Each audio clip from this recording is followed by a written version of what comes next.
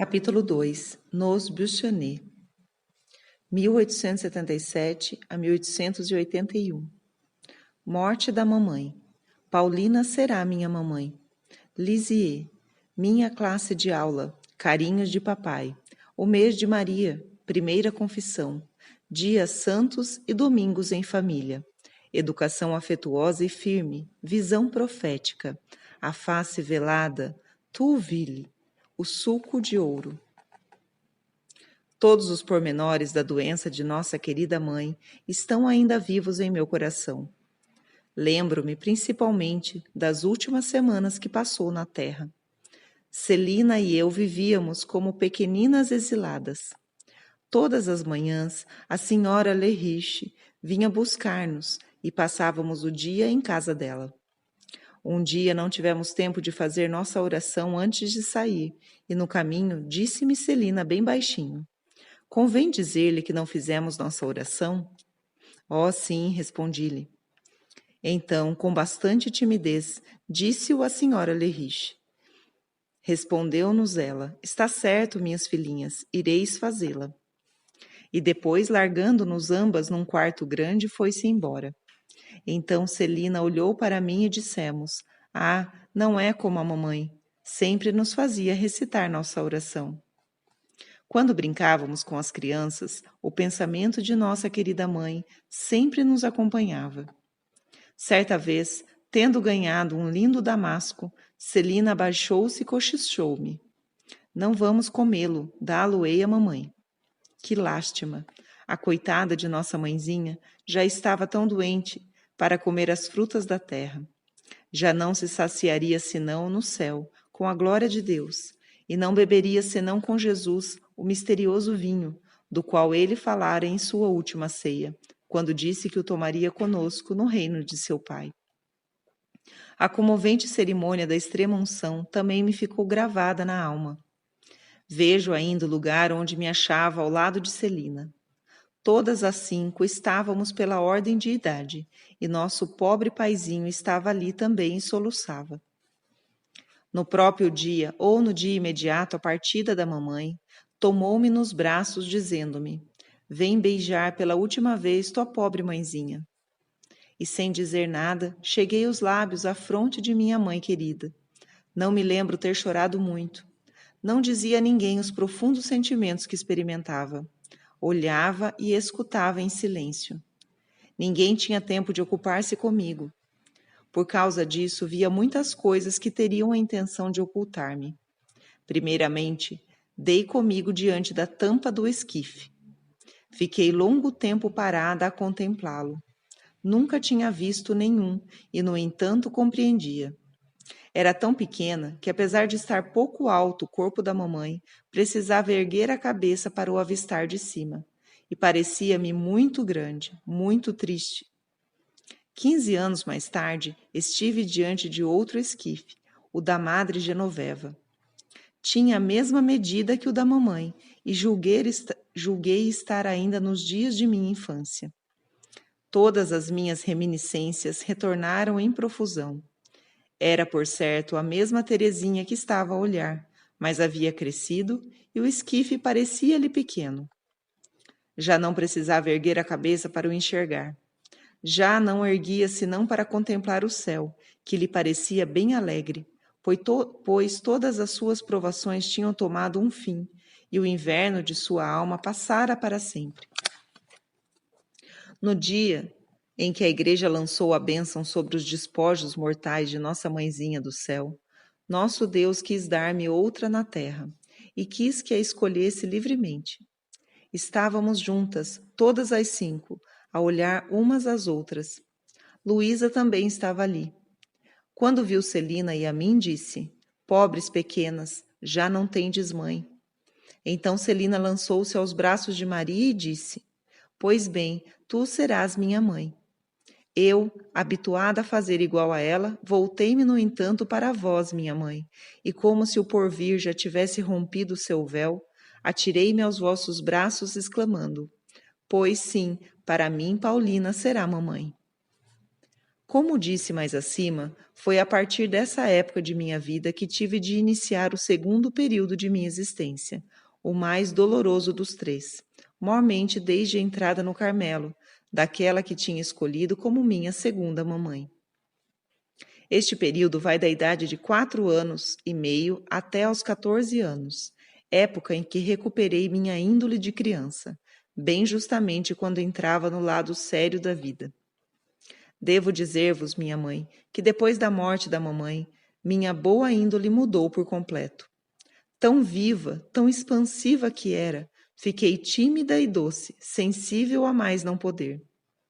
Bastava um olhar para me desfazer em lágrimas. Era preciso que ninguém me desse maior atenção para me sentir contente. Não podia tolerar a companhia de pessoas estranhas, e só recuperava minha alegre disposição família. Continuava, entretanto, a ser cercada do mais sensível carinho.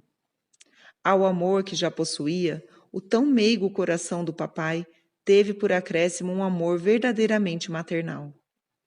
Minha mãe, vós e Maria não éreis para mim as mais carinhosas e mais abnegadas das mães?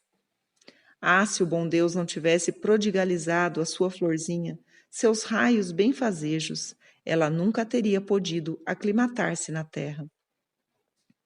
Era ainda débil demais para suportar chuvas e tempestades. Precisava de calor, de um orvalho suave, de um bafejo primaveril. Nunca careceu de todos esses benefícios. Jesus lhes fez encontrar até debaixo da neve da provação. Não senti nenhum desgosto por deixar Alençon. Crianças gostam de mudança, e com prazer vim para Lisieux. Tenho lembrança da viagem, da chegada pela tarde à casa da minha tia. Vejo ainda Joana e Maria que nos aguardavam à porta. Estava muito satisfeita de ter umas priminhas tão amáveis. Gostava tanto delas como de minha tia, e sobretudo de meu tio. Somente que ele me fazia medo, e não me sentia tão à vontade em sua casa como nos Buissonets, onde minha vida era realmente feliz. Logo de manhã vinhas para junto de mim a perguntar-me se já entregara meu coração ao bom Deus. Em seguida me punhais a roupa, enquanto me falavas dele, e depois, ao vosso lado, fazia minha oração. Depois vinha a lição de leitura. A primeira palavra que consegui soletrar sozinha foi esta: céus. Minha querida madrinha encarregava-se das aulas de caligrafia, e vós, minha mãe, de todas as outras. Não tinha muita facilidade de aprender, mas dispunha de bastante memória. O catecismo e, antes de tudo, a história sagrada eram as minhas preferências. Estudava-os com alegria, mas a gramática fazia-me às vezes derramar lágrimas. Estais lembrada do masculino e do feminino? Logo que terminava a aula, subia ao mirante e levava o papai, minha caderneta e minha classificação. Como ficava radiante quando lhe podia dizer: tenho 5 com louvor, foi Paulina a primeira que o declarou. Pois, quando vos perguntava se tinha 5 com louvor, e vós me dizeis que sim, aos meus olhos era uma nota a menos. Vós também me dáveis bons pontos, e quando tinha alcançado certo número deles, ganhava um prêmio e uma folga. Lembro-me de que os dias de folga se me afiguravam mais longos do que os demais, o que vos dava prazer, por demonstrar que não apreciava ficar sem nenhuma ocupação. Todas as tardes ia dar um pequeno passeio com papai. Fazíamos juntos nossa visita ao Santíssimo Sacramento, e cada dia visitávamos uma nova igreja. Assim entrei pela primeira vez na Capela do Carmelo. Papai mostrou-me as grades do coro, dizendo-me que atrás delas havia religiosas. Muito longe estava de pensar que, 9 anos mais adiante, me encontraria entre elas. Depois do passeio, durante o qual papai me comprava sempre um presentinho de 1 ou 2 soldos, recolhia-me em casa. Fazia então minhas lições. A seguir, ficava todo o resto do tempo a saltitar no jardim em volta do papai, pois não sabia brincar com boneca. Para mim, era grande alegria preparar chás com grãozinhos e cascas de árvores que encontrava pelo chão. Levava-os depois ao papai numa linda xicarazinha. O coitado do paizinho largava sua ocupação e depois, sorridente, fazia de conta que tomava. Antes de me devolver a xícara, perguntava-me, como que em segredo, se era para jogar fora o conteúdo. Às vezes dizia que sim, mas o mais frequente era levar de volta meu precioso chá, com a intenção de tornar a servi-lo várias vezes. Gostava de cultivar minhas florzinhas no jardim, que papai me tinha dado. Entretinha-me em armar altarzinhos, em vão que havia ao centro do muro. Quando terminava a obra, corria para papar a papai, levando-o comigo. Dizia-lhe que fechasse bem os olhos e só abrisse no momento que lhe mandasse. Fazia tudo o que eu queria e deixava-se conduzir até a frente do meu jardinzinho. Então eu gritava, papai, abre os olhos. Ele abria-os e extasiava-se para me dar prazer, admirando o que eu julgava ser uma obra-prima. Seria um nunca acabar se quisera contar 1000 pequenos episódios desse gênero, que me acodem profusamente a memória. Ah, como poderia enumerar todos os carinhos que papai prodigalizava à sua rainhazinha? Há coisas que o coração sente, mas que a palavra e a própria ideia não conseguem formular. Bonitos para mim eram os dias em que meu rei querido me levava à pescaria consigo. Tinha tanto amor ao campo, às flores e às aves. Tentava, às vezes, pescar com minha varinha, mas de preferência ia sentar sozinha na relva florida. Meus pensamentos aprofundavam-se bastante, e sem saber o que era meditar, minha alma mergulhava em autêntica oração. Ouvia ruídos longínquos, o murmúrio do vento e até a música indecisa de soldados, cuja sonoridade me chegavam aos ouvidos, melancolizavam suavemente meu coração. A terra me parecia-me lugar de degredo, e eu sonhava com o céu. A tarde passava rápida, e dentro em pouco era hora de regressar aos Bussonnet. Antes de partir, porém, tomava o lanche trazido no meu cestinho. Mudara de aspecto, a linda merenda com geleia de fruta que me tinhas preparado. Em lugar da cor ativa, já não via senão uma ligeira mancha cor-de-rosa, toda ressequida e amarrotada. Então a terra se me apresentava mais tristonha ainda, e compenetrava-me de que só no céu haverá alegria sem nuvens. A propósito de nuvens, lembro de que um dia o formoso céu azul campestre se anuviou logo, e logo começou a rugir a tempestade. Os relâmpagos sulcavam as nuvens carregadas e vi cair um raio a pouca distância. Longe de ficar com medo, extasiava-me, tendo a impressão de que o bom Deus estava tão perto de mim. Papai não estava, de modo algum tão contente como sua rainhazinha. Não que a tempestade lhe incutisse medo, mas porque a relva e as grandes margaridas, mais altas do que eu, brilhavam como pedrarias preciosas, tendo nós de atravessar vários vergéis antes de chegar a um caminho. E meu querido paizinho, temeroso que os diamantes molhassem sua filhinha, tomou-a nas costas, apesar da carga dos apetrechos de pesca.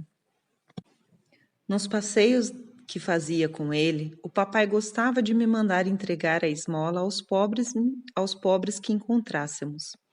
Certo dia, vimos um que se arrastava com dificuldade em suas muletas. Acerquei-me para lhe dar um ébolo, mas, não se julgando bastante pobre a ponto de aceitar esmola, ele olhou-me com um triste sorriso e não quis pegar o que lhe oferecia. Não consigo descrever o que se passou em meu coração. Quisera consolá-lo e reconfortá-lo. Em lugar disso, porém, julguei que o tinha magoado. O pobre doente adivinhou, por certo, meu pensamento, pois que o vi virar-se para trás e envolver-me num sorriso. Papai acabava de comprar um doce para mim. Bem me veio a vontade de lhe dar, mas não tive coragem. Ainda assim queria dar-lhe alguma coisa que não me pudesse recusar, pois sentia por ele uma simpatia muito grande. Ocorreu-me então ter ouvido falar que no dia de minha primeira comunhão a gente obteria tudo o que pedisse. Este pensamento foi um consolo para mim, e disse comigo mesma, embora só tivesse 6 anos ainda: rezarei pelo meu pobre no dia da minha primeira comunhão. Cumpri a promessa 5 anos mais tarde, e espero que o bom Deus tenha atendido a oração que me inspirara a fazer-lhe por um de seus membros sofredores. Tinha muito amor ao bom Deus, e a miúde lhe oferecia meu coração, valendo-me da breve fórmula que mamãe me ensinara. No entanto, certo dia, ou melhor, certa noite do lindo mês de maio, cometi uma falta que bem merece referência. Dei-me grande motivo de humilhar-me, e a respeito dela, creio ter tido contrição perfeita. Sendo muito pequena para frequentar o mês de Maria, ficava com Vitória, e fazia com ela minhas devoções diante do meu altarzinho do mês de Maria, adornado de acordo com minha capacidade. Tudo era tão miudinho, castiçais e vasos de flores, de sorte que 2 fósforos, à guisa de velas, o iluminavam perfeitamente. Às vezes, Vitória fazia-me a surpresa de dar-me 2 toquinhos de vela, mas era caso raro. Uma noite, estando tudo prestes para nos pormos em oração, digo-lhe: Vitória, queres começar com o lembrai-vos, que vou acender as velas? Ela fez menção de começar, mas não disse palavra, e olhava-me rindo. Eu, que via meus preciosos fósforos consumirem-se rapidamente, supliquei-lhe fizesse a oração, e ela continuou calada. Levantei-me então e pus-me a dizer-lhe com voz gritada, que era maldosa, e abandonando minha habitual brandura, bati o pé com toda a minha força. A pobre da Vitória já não tinha vontade de rir. Olhou para mim com estranheza e mostrou-me os tocos de cera que me havia trazido. Depois de verter lágrimas coléricas, derramei lágrimas de sincero arrependimento, com o firme propósito de não tornar a fazê-lo. Aconteceu-me mais uma vez outra peripécia com Vitória, mas não tive nenhum arrependimento, pois conservei perfeitamente minha serenidade. Desejava ter um tinteiro que se encontrava em cima da chaminé da cozinha. Sendo muito pequena para o tomar, pedi a Vitória muito delicadamente me entregasse, mas ela o recusou e mandou-me subir numa cadeira. Sem dizer nada, tomei a cadeira, mas a pensar que não era atenciosa. Querendo fazer que o sentisse, busquei em minha cabecinha o que mais a ofendia.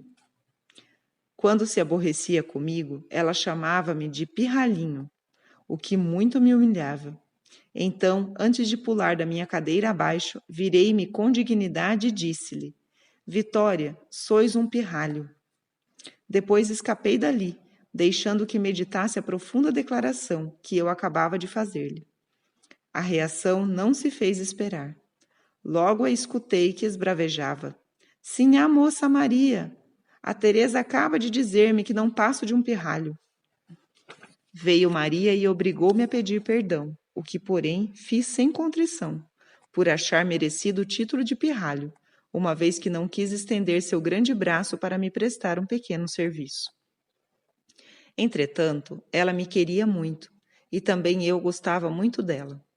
Um dia tirou-me de grande risco em que caíra por minha culpa. Estava a Vitória a passar roupa, e eu tinha ao lado um balde com água dentro. Eu, porém, olhava para ela balançando-me numa cadeira, como era meu costume, e de repente me escapa a cadeira e caio, não no chão, mas no fundo do balde. Os pés tocavam na cabeça, e eu enchi o balde como o pintinho enche o ovo. A pobre da Vitória contemplava-me com um extremo de surpresa, pois nunca tinha visto situação igual.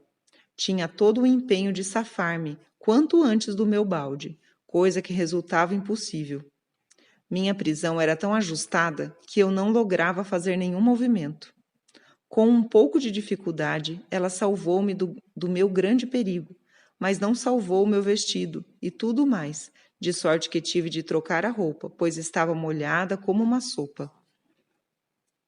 Outra ocasião caí dentro da lareira. Felizmente o fogo não estava aceso. Vitória não teve senão o incômodo de levantar-me e sacudir a cinza de que ficara coberta.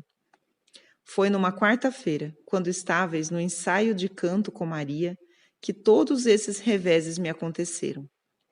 Foi também numa quarta-feira que o padre Ducilier veio visitar-nos. Como Vitória lhe dissesse que não havia ninguém em casa senão Terezinha, ele entrou na cozinha para me visitar e olhou minhas lições. Fiquei orgulhosa por receber meu confessor, porque pouco tempo antes me tinha confessado pela primeira vez. Que suave lembrança para mim! Ó, minha mãe querida, com que solicitude me preparastes, quando me explicastes que não era um homem, mas ao bom Deus que iria contar meus pecados. Disto estava tão convicta que fiz minha confissão com grande espírito de fé, e cheguei até a perguntar-vos se não seria mister referir ao padre Ducilier que o amava de todo o meu coração, pois que em sua pessoa era o bom Deus que eu ia falar. Bem instruída a respeito de tudo quanto devia fazer e dizer, entrei no confessionário e pus-me de joelhos. Quando, porém, abriu a portinhola, padre Ducilier não enxergou ninguém. Era tão pequena que a cabeça não alcançava o parapeito, onde se apoiam as mãos. Então mandou-me ficar de pé. Obedecendo imediatamente, levantei-me e postei-me bem na frente dele para o ver melhor. Fiz minha confissão como se fosse uma menina grande e recebi sua bênção com grande devoção, porque me havias explicado que, nesse momento, as lágrimas do menino Jesus purificariam minha alma. Lembro-me de que a primeira exortação que me foi feita incitava-me principalmente a ter devoção à Santíssima Virgem e prometi a mim mesma redobrar minha ternura para com ela. Ao sair do confessionário, estava tão contente e leve como jamais sentira tamanha alegria na alma. Depois tornava a confessar-me em todas as grandes festas litúrgicas, e para mim era cada vez um verdadeiro gozo quando o fazia. Os dias santos. Ah, quantas recordações não despertava esta palavra!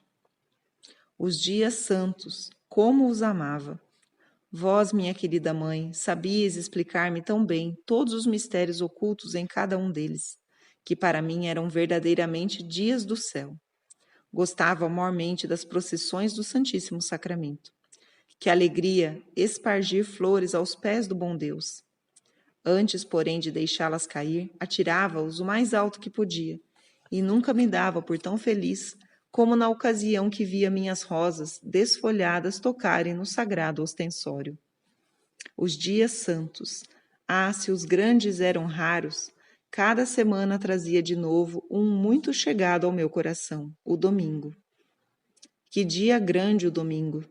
Era o dia santo do bom Deus, o dia santo do repouso. Primeiro ficava nanando mais tempo do que nos outros dias, e depois mamãe Paulina mimava sua filhinha, quando lhe servia o chocolate em sua cama, e em seguida a vestia como uma rainhazinha. Vinha a madrinha fazer o penteado da afilhada. Esta nem sempre ficava quietinha, quando lhe assentavam o cabelo, mas depois tinha toda a satisfação de ir pegar a mão do seu rei, que em tal dia lhe dava um abraço mais afetuoso do que de ordinário, pois toda a família se movimentava para a missa. Em todo o trajeto do caminho, e mesmo dentro da igreja, a rainhazinha do papai dava-lhe a mão. Tomava lugar ao lado dele, e quando nos víamos obrigados a chegar mais adiante para o sermão, era preciso ainda encontrar 2 assentos, um ao lado do outro. Não se tornava muito difícil. Toda a gente parecia achar muito gentil ver um ancião tão imponente com uma filha tão pequenina, que as pessoas não se incomodavam em ceder seus lugares. Meu tio, que ficava nos bancos da diretoria, alegrava-se quando nos via chegar.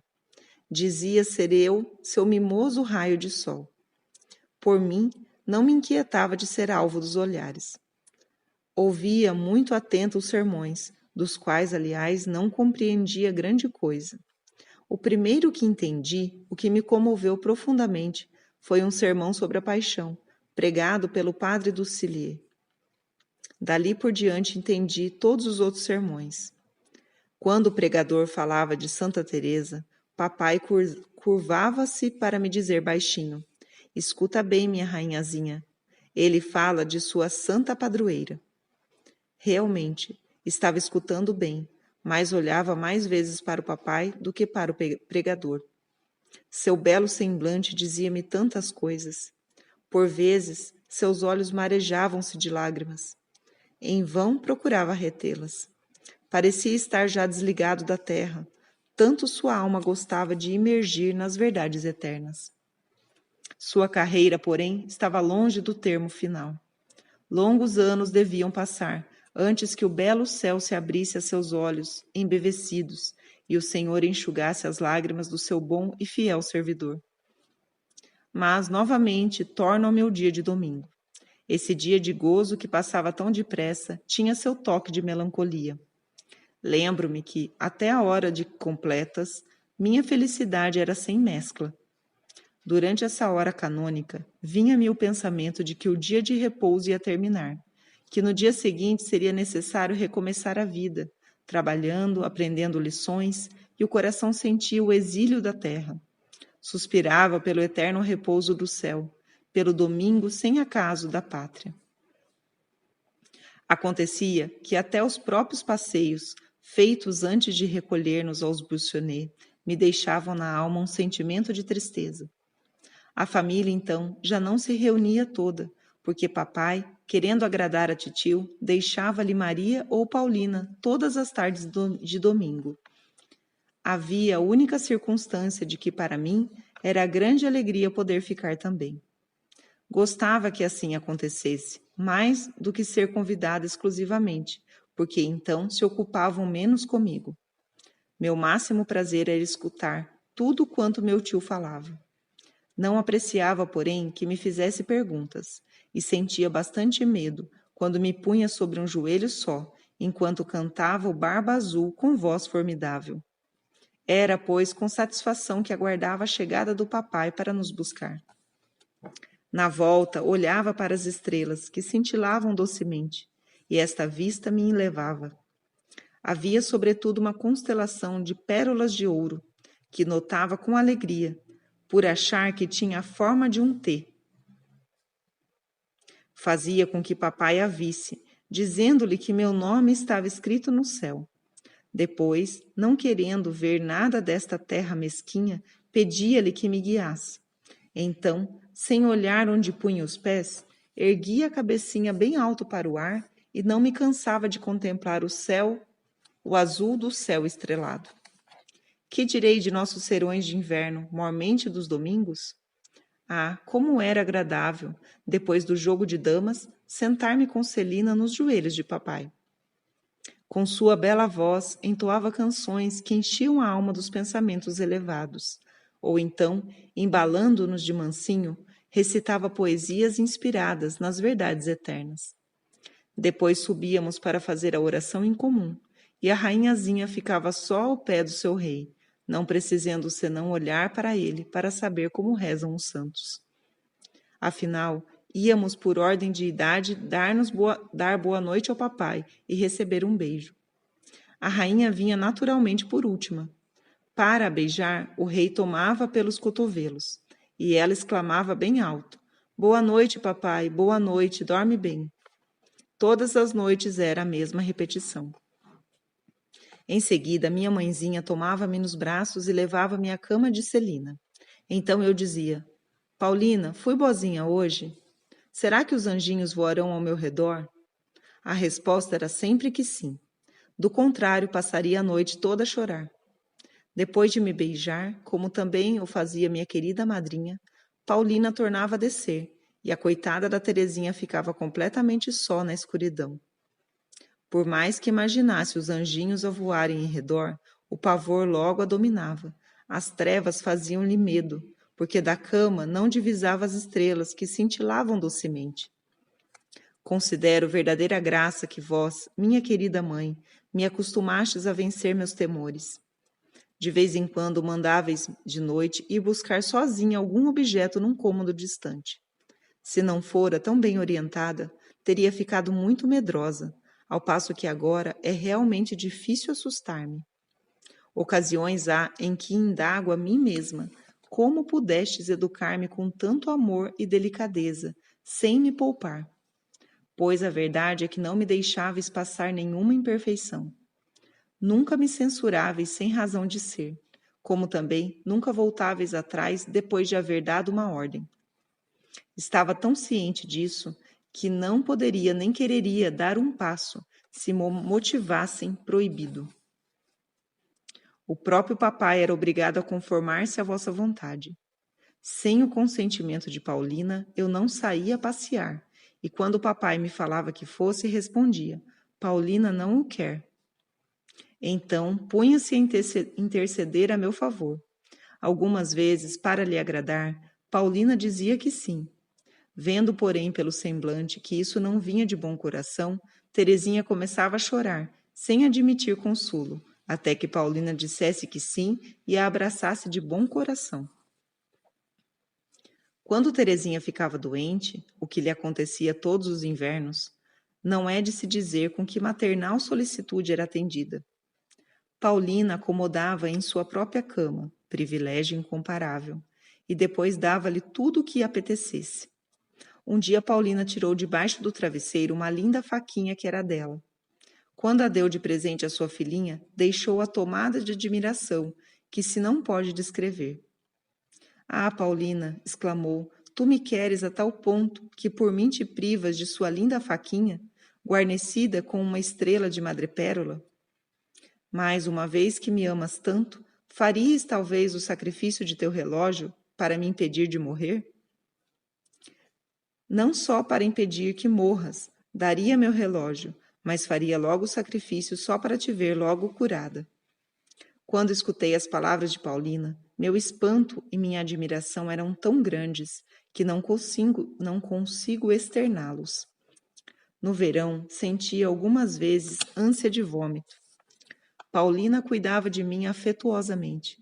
Com o intuito de me distrair, o que era o melhor dos remédios, fazia-me passear ao redor do jardim no carrinho de mão, depois fazia-me descer, e no meu lugar colocava um lindo pezinho de margaridas, que levava a passear com toda a precaução até ao meu jardim, onde era transplantado com grande solenidade.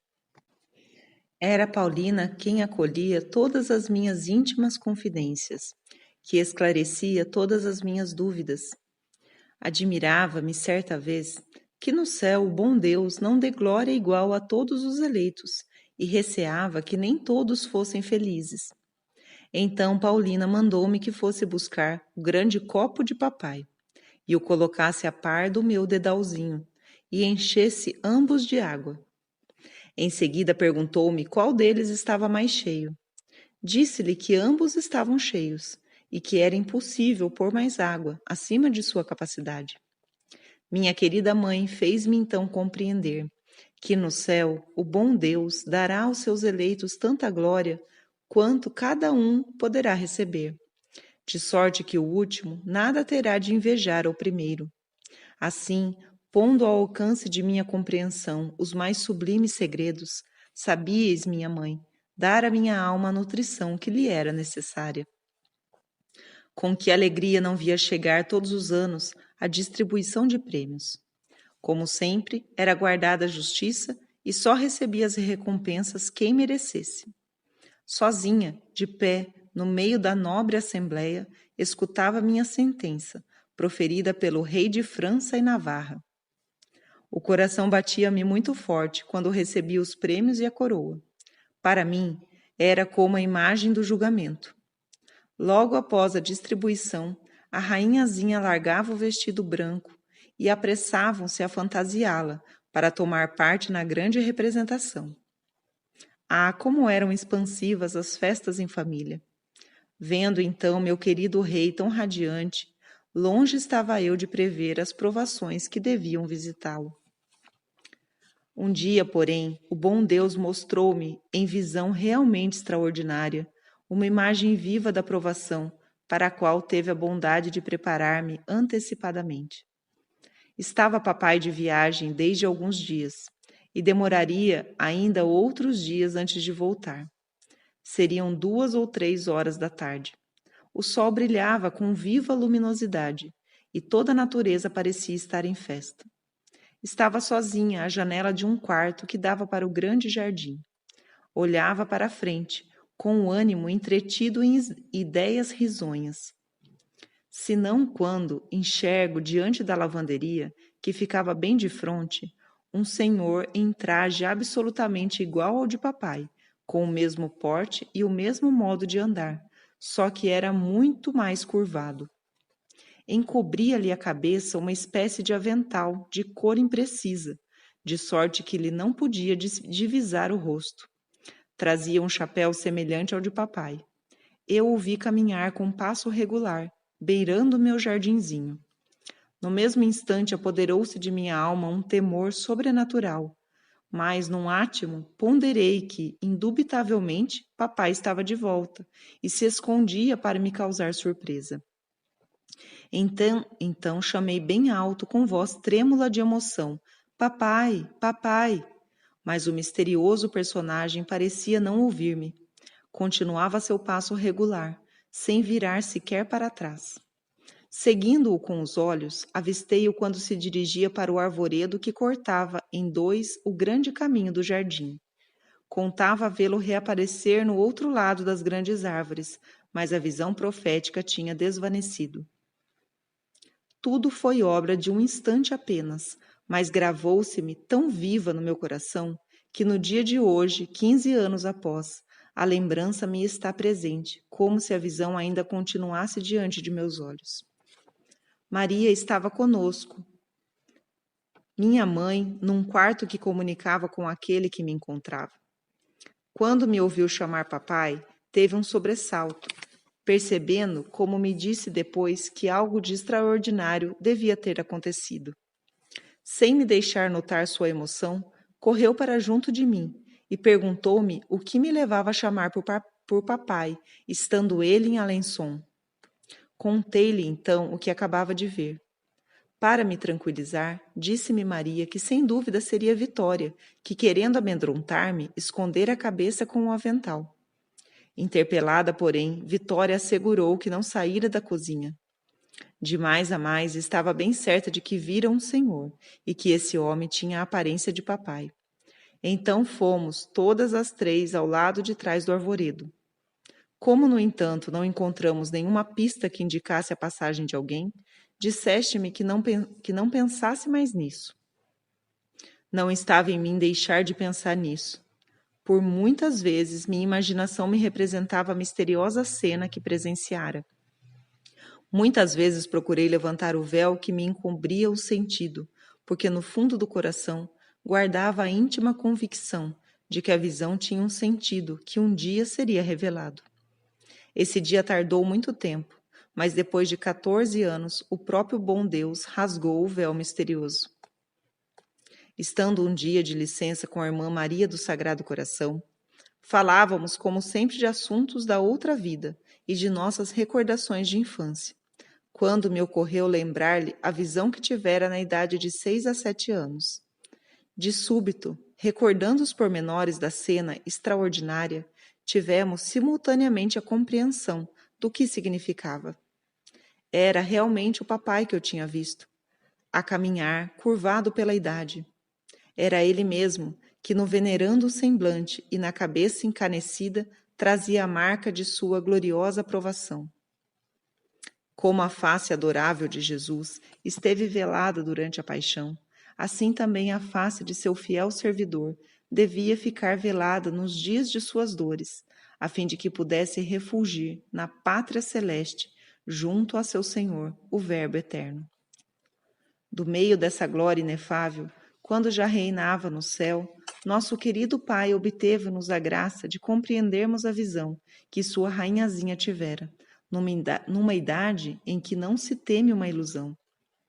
Foi em meio à sua glória que nos alcançou a doce consolação de compreendermos que, 10 anos antes de nossa grande provação, o bom Deus já nolo dava a conhecer, à semelhança de um pai que deixa seus filhos entreverem o glorioso porvir que lhes prepararam. comprazendo-se em avaliar de antemão as inapreciáveis riquezas que constituirão sua herança. Ah, por que foi a mim que o bom Deus comunicou tal iluminação? Porque mostrou à criança tão pequena uma coisa que não podia compreender, coisa que, se fosse por ela compreendida, viria a matá-la de dor? Por quê? Aqui está um dos mistérios, que sem dúvida compreenderemos no céu, e será objeto de nossa eterna admiração. Como o bom Deus é bom! Envia as provações na medida de nossas forças.